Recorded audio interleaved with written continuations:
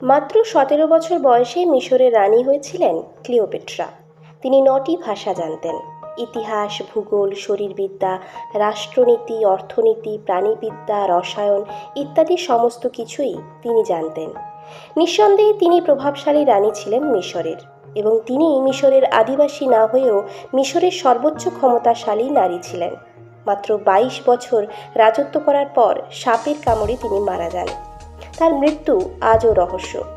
নিজের ভাইকে বিয়ে করেন এই সাম্রাজ্ঞী, তাকে নদীর জলে ডুবিয়েও মারেন।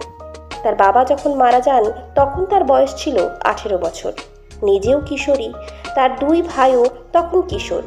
সেই সময় বাবার মৃত্যু শোক কাটিয়ে তিনি 18 বছর বয়সে এই সিদ্ধান্ত নেন যে তিনি তার 2 ভাইকেই বিয়ে করবেন, এবং তাদের বিবাহ করেনও।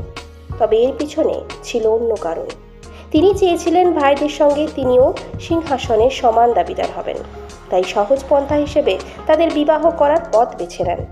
তবে এটা খুব অবাক বিষয় ছিল না, কারণ তার পরিবারে তার বাবা মা ছিলেন সম্পর্কে ভাই বোন, আবার তার অনেক তুতো ভাই বোন নিজেদের মধ্যে বিবাহ করেন। সেই সময়ের মিশর রাজপরিবারে বিশ্বাস করত তাদের পরিবার দেবতার আশীর্বাদ ধন্য। মূলত রাজরক্ত যাতে পবিত্র থাকে সেই জন্য রাজপরিবারে নিজেদের ভাই বোনের মধ্যেই বিবাহ চালু ছিল।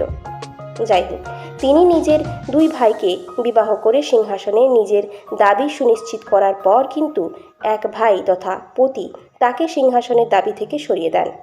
এতে সাম্রাজ্ঞী কিন্তু দমে যাননি, তিনি ক্ষমতা ছাড়তে রাজি ছিলেন না।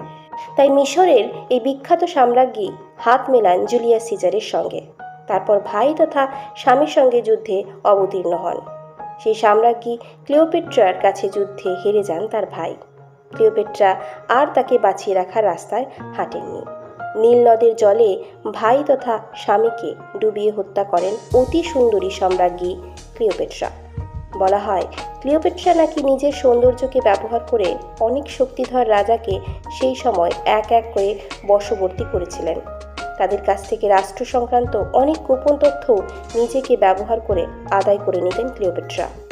ঠিক এইভাবেই তিনি অ্যান্টনি নামক সিজারের এক সেনানায়কের সঙ্গে সম্পর্কে জড়িয়ে পড়েন এবং নিজের সঙ্গে মিশরের স্বার্থ রক্ষা করে চলেছিলেন।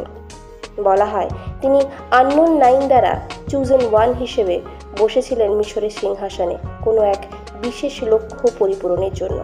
সেই লক্ষ্য পরিপূরণ হয়ে যাওয়ার পরেই তিনি সর্পাঘাতে মারা যান। কিভাবে মারা যান তিনি, আজও সেটি রহস্যময়।